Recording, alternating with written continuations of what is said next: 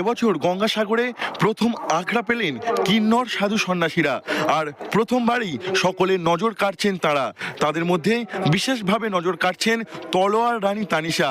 সাগরে নাগা সাধুদের দর্শন পাওয়া সাধারণ ব্যাপার, কিন্তু এবছর ছবিটা একটু ব্যতিক্রমী। দেখা মিলছে কিন্নর সাধু সন্ন্যাসীদের। এবছর মেলায় তারাই সেলিব্রিটি, তারাই নজর কাটছেন সকলের।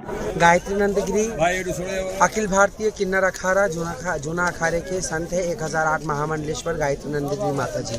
अगर में ये पहला बार हमारे किन्नर अखाड़े का कुटिया लगा, इससे पहले कभी नहीं लगा था। पहली बार योनि धुना के साथ माँ कामाख्या का पूजा अर्चन चल रहा है गंगा सागर में, और बाबू घाट में भी चल रहा है पहली बार इस साल। तो एक्सपीरियंस क्या है पहली बार गंगा सागर में, कैसे लग रहा है? अच्छा है। अभी तो मेला कंप्लीट होने के बाद और अच्छे से पता चलेगा। ठीक है। তাদের কারো পরনে লাল শাড়ি, আবার কেউ পরেছেন গেরুয়া বসন।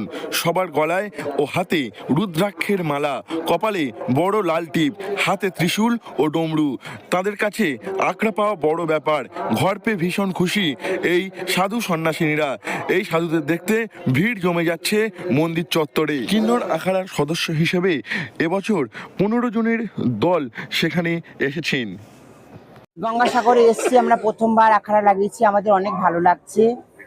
এবং আমার গুরুমারা রয়েছেন এবং মহামন্ডলেশ্বরজি রয়েছেন, সবাই রয়েছেন। সবাইকে নিয়ে, সাধুগুরু বৈষ্ণবকে নিয়ে আখড়া মধ্যে আছি, খুবই ভালো লাগছে। এবং গঙ্গাসাগরে আসতে পেরে আমরা অনেক খুশি।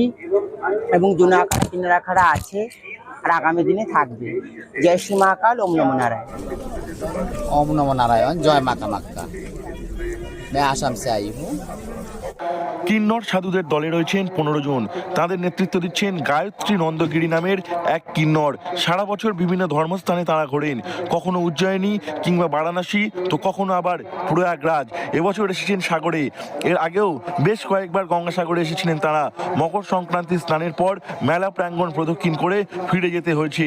সমুদ্রের ধারে এক রাত থেকেই চলে যেতে হতো। আখড়া না পেয়ে এক প্রকার হতাশ ছিলেন তারা। মাঝে 3 বছর এখানে আসেননি তারা। এবছর চেষ্টা চালিয়ে আখড়ার ব্যাপারটা নিশ্চিত করেছেন। এখানে মেলার ব্যবস্থাপনা দেখে উচ্ছ্বসিত তারা। দক্ষিণ 24 পরগনা থেকে নবাব মল্লিকের রিপোর্ট, লোকাল 18 বাংলা।